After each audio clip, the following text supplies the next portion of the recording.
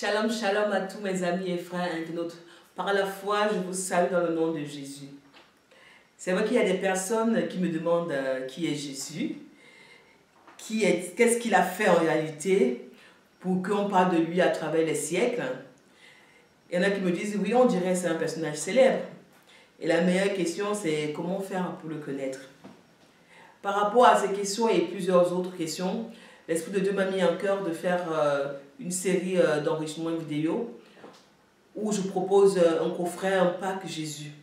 Et dans le pack, vous savez, il y a des petits numéros, des petits échantillons. Donc nous allons tirer ce matin l'échantillon numéro 1. Et le thème de notre enseignement, c'est « Dis-moi qui est ton guide, dis-moi qui est ton berger ». Amen.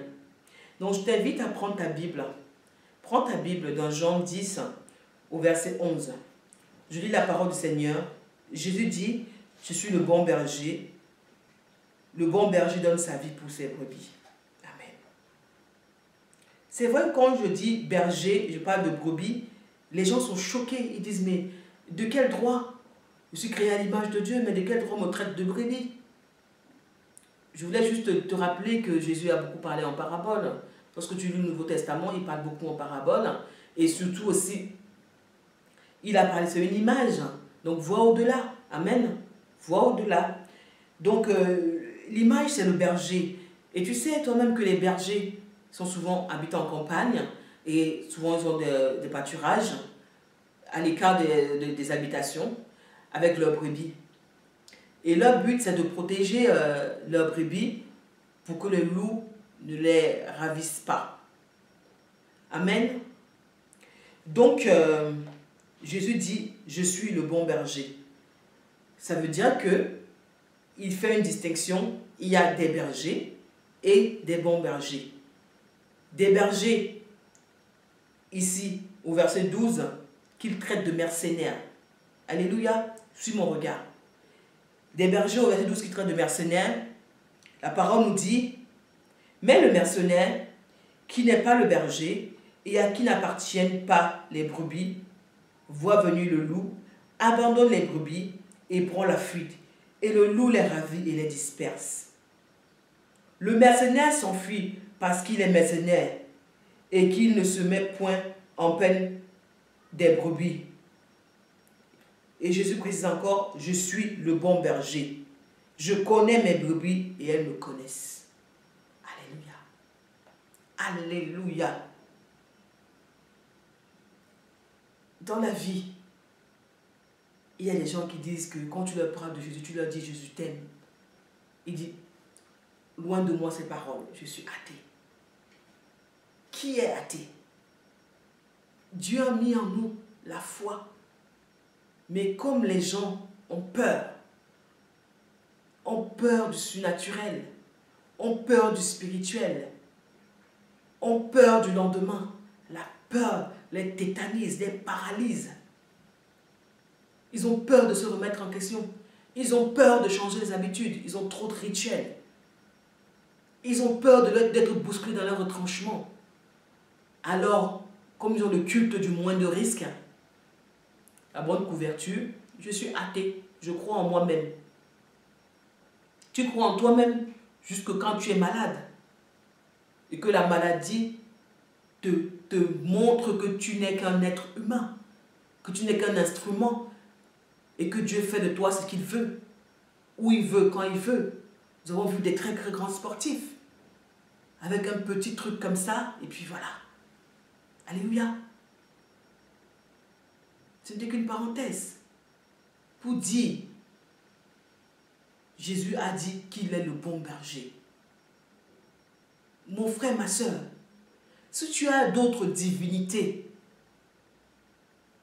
qui font que, au lieu de dormir dans ton lit, tu dors dans un endroit spécifique parce que tu as pris des engagements particuliers, il n'est pas trop tard. Sache que Jésus te dit qu'il est ton bon berger. Si tu me regardes, c'est parce que Jésus veut te dire, retourne à la bergerie. Le seul Dieu, c'est le Dieu de la création, le Dieu d'Abraham, d'Isaac et de Jacob. Il est ton bon berger, il te connaît. Il connaît tes angoisses. Il connaît tes stress. Il connaît tes projets. Il sonde tes cœurs, ton cœur. C'est lui qui t'a créé, c'est lui qui t'a fait. Et tu es né pour l'adorer. Si tu n'adores pas Jésus, tu gaspilles tes dons et tes talents. Tu perds ton temps. Parce que fin des fins, à la dernière seconde, avant de rendre l'âme, souhaite de confesser que Jésus-Christ est Seigneur. Amen. Je te souhaite ça. Donc ce n'est pas la peine de résister à l'appel du Seigneur. Ce n'est pas la peine de résister au service de Dieu. Si tu as des dons et des talents, utilise-les pour faire avancer l'œuvre de Dieu. Utilise-les pour exhorter, encourager tes frères et tes sœurs. Tu n'auras pas qu'une bénédiction, tu auras au-delà, tu auras encore plus, une récompense. Jésus te dit, il est ton bon berger. Ça veut dire que tout ce que tu crois, ce ne sont que des croyances. Jésus te donne une affirmation. Il est ton bon berger. Amen. Il dit plus haut, au verset 9, Jésus dit, je suis la porte. Si quelqu'un entre par moi, il sera sauvé. Sauvé de tous tes péchés. Sauvé de toutes tes iniquités. Parce que il y a aussi des gens qui me disent que mais comment est-ce qu'on parle d'une vie transformée en Christ? En fait, la vie transformée en Christ, ce n'est pas que c'est toujours une vie spirituelle. Vois au-delà. Ne sois pas comme un enfant pour dire A est égal à A. Vois au-delà. Une vie transformée en Christ, c'est-à-dire il est la porte. La porte te fait passer d'un point A à un point B. C'est une transition. Transition, la parole de Dieu. Tu plonges dans les Écritures. Et lorsque tu lis, elle te transforme ton langage. Elle transforme ton attitude. Parce que tu sais qui tu es. Tu commences à prendre conscience de ton existence propre. Tu te vois autrement. Si tu es dépressif, la dépression s'en va. Si tu avais des maladies, les maladies s'en vont. Parce que ton corps, c'est le temple de Dieu. Et le temple de Dieu ne peut pas être souillé par des choses impures. Tu seras purifié. Tu seras lavé avec l'eau de Japheth de la parole. Tu es lavé lorsque tu plonges dans les Écritures. C'est ça la porte. Lorsque tu te confies en l'Éternel, lorsque tu vis la vie d'humilité, de dépouillement, la parole nous dit que Jésus s'est humilié. Il s'est dépouillé jusqu'à la mort de la croix. Et ici c'est clair, je suis le bon berger. Je donne ma vie pour toi et elle et lui. Qui peut faire ça en tant que Jésus, en dehors de Jésus? La couronne d'épines, imagine un peu ta tête là, que tu fais des tissages, tu fais des coiffures stylées. On te prend une couronne d'épines, on te pose dessus. Ça veut dire que les épines pénètrent dans tes nerfs. Parce que quand toi tu as un petit mal de tête, tu te roules par terre, on dirait que tu meurs dans la seconde qui suit. Mais on te dit que Jésus a passé une journée avec une couronne d'épines. On te dit que la croix, il l'a portée. Il a monté sur une montagne. Moi-même qui parle, on me demande de monter sur la montagne. Oh, il faut les pompiers à côté, il faut le SAMU à côté. Parce que je ne suis même pas sûre. Hein? Mais Jésus l'a porté. pour toi et moi. Il te dit encore, il est ton bon berger. Donc la direction que tu veux prendre là, stop, arrête. Les choix que tu veux faire là, stop, arrête. Entre en prière et demande à Dieu de mettre encore en toi l'esprit de discernement. Parce que l'entourage influence. Des fois dans la vie, on veut faire comme les autres. On veut faire genre, on suit le mouvement. Et là, c'est la compromission qui commence. On se compromet. Ces valeurs, on commence à faire des compromis avec ces valeurs, avec ces principes. Là, c'est la descente aux enfers. Donc, toi qui m'écoutes en ce moment,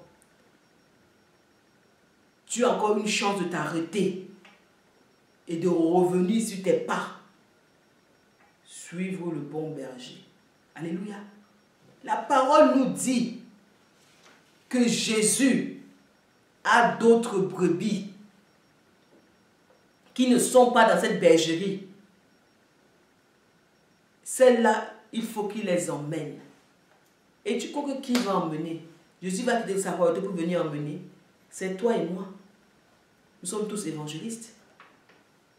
Et tu te dis, mais comment faire? Comment faire comment? Jésus te connaît. Tu le connais. L'Esprit de Dieu est attaché à toi. À l'école,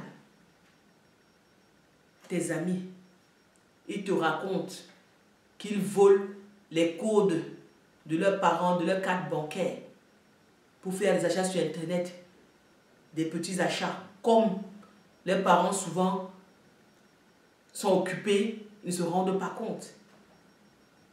Il y a tes amis qui te racontent comment ils passent le temps à jouer sur les jeux vidéo. Ils ne font pas les devoirs. Le matin, au lieu d'aller au collège, c'est à 7 h. Quand il faut se lever pour aller au collège, c'est à 7 h qu'il dit qu'il dort. Il rate les cours. Il y a tes amis qui sont toujours en train de dire qu'ils vont fumer un peu, qu'ils vont boire un peu. Et à l'école, tu es avec eux. Tu connais Jésus, je te connais. Dans ça, tu vas faire quoi? Si tu ne peux pas lui parler de Dieu parce que l'école, c'est un endroit où c'est un endroit laïque, dis-lui juste que quelqu'un te voit. Ne prononce pas le nom de Dieu. Remplace Dieu par quelqu'un. Dis-lui juste que quelqu'un te voit. Tout ce que tu fais en croyant que tu es seul, sache que tu n'es pas seul. Ce n'est pas une caméra qui te regarde, mais c'est ton Créateur qui te voit. Tu lui dis ça et tu passes ton chemin. Donc, sache que ton comportement, ton service du Seigneur transformera ta vie et ce sera un témoignage pour ton entourage.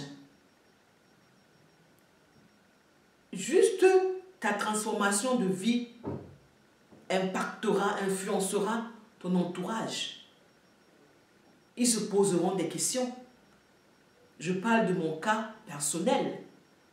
Les questions que j'ai énumérées au début de l'enregistrement vidéo, c'est parce que justement mon entourage a vu que j'ai pris un virage, que ma vie a pris une autre dimension. Et comme ils voient qu'il y a des choses qui ne m'atteignent plus, et des choses qui ne me touchent plus, alors ils me demandent quel est mon secret. Mon secret, c'est le pack Jésus. Mon secret, c'est le coffret Jésus. J'ai juste envie de te dire, pour finir, que je sais que tu t'es ressaisi. Je sais que tu as choisi Jésus, le bon berger. Je sais que tu as choisi Jésus, la porte. Je sais que tu as répondu à l'appel. d'aller annoncer la bonne nouvelle de Jésus-Christ à travers le monde. Et je sais que tu as décidé de servir le Seigneur de tout ton être, de tout ton corps, de toute ta force. Et je te rassure, tout ce qu'on fait, voit au-delà d'une bénédiction, il y a une récompense pour toujours.